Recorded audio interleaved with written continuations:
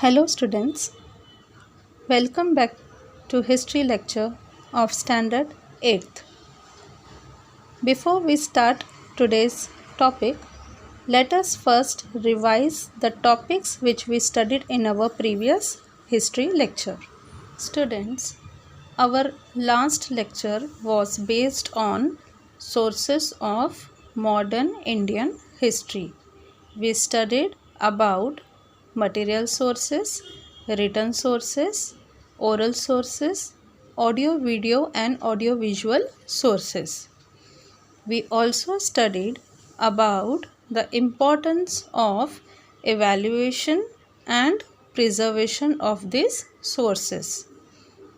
Historical sources are original sources that provide us important information.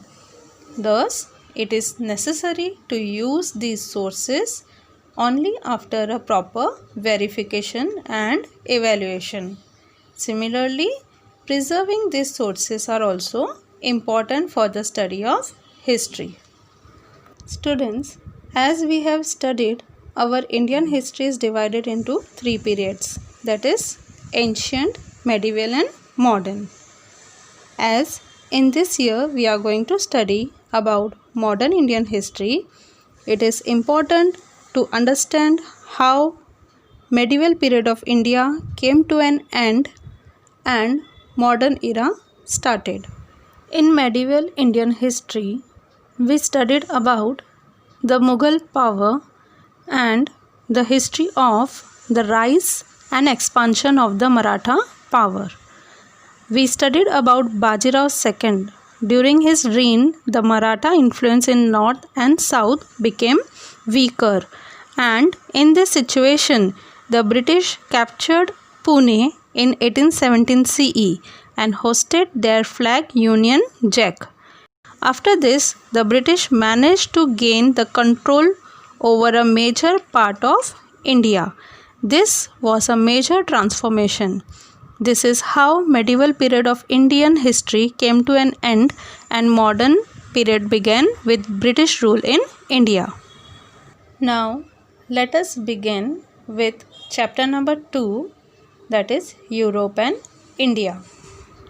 As Britishers belonged to European continent and they controlled India during the modern period, so the various happenings in Europe had its effect on India. Therefore, while studying the period of modern Indian history, we have to study the events happening in Europe during this period. Now, let us start with our first topic, that is period of Renaissance.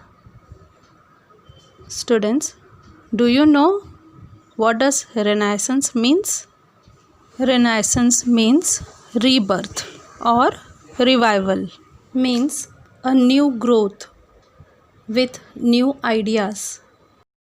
Europe came with the new ideas in the last phase of medieval period, that is from 13th century to 16th century. So, this period is known as the period of Renaissance. There were reforms in religious system. Reforms means changes. People stopped believing in blind faith and superstitions. Superstition is a belief that certain events or things will bring good or bad luck. Not only religious reforms but also geographical discoveries laid the foundation of the modern era. To carry smooth trade, many routes were discovered during this period. Hence, this period is also known as the Age of Renaissance. Even there was a revival of Greek and Roman tradition in the field of art, architecture and philosophy, which gave great momentum. Momentum means success to an overall development. Humanitarianism was given great impetus, means lot of importance was given to the promotion of human welfare. there was no belief in blind faith. Only humanity was all of the above.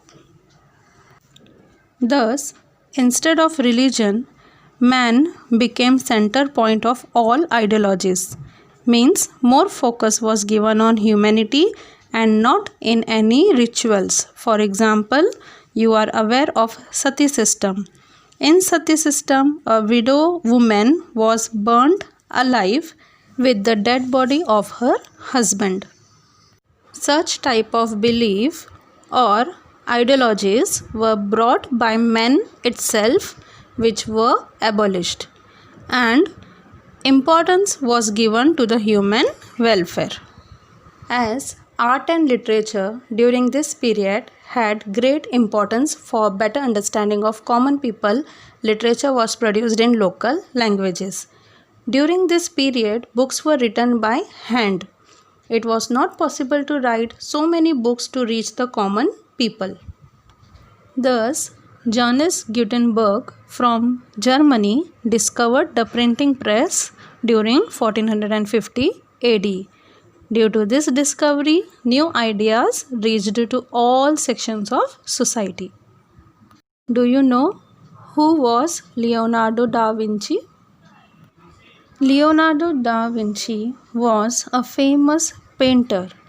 You can see the famous painting of Mona Lisa was painted by him. He was not only a famous painter but also master in various fields. For example, he was a master in sculpture, architecture, mathematics, engineering, music, astronomy, etc. So, he is said as all-round personality of the period of Renaissance. He is also known for his painting The Last Supper. Students, now we are going to conclude this lecture. In next history lecture, we will continue the same chapter. We will study about religious reform movement and geographical discoveries in Europe during the period of Renaissance. Students, do this activity. Collect information and pictures about the work of famous painters, writers, scientists during Renaissance period. Thank you.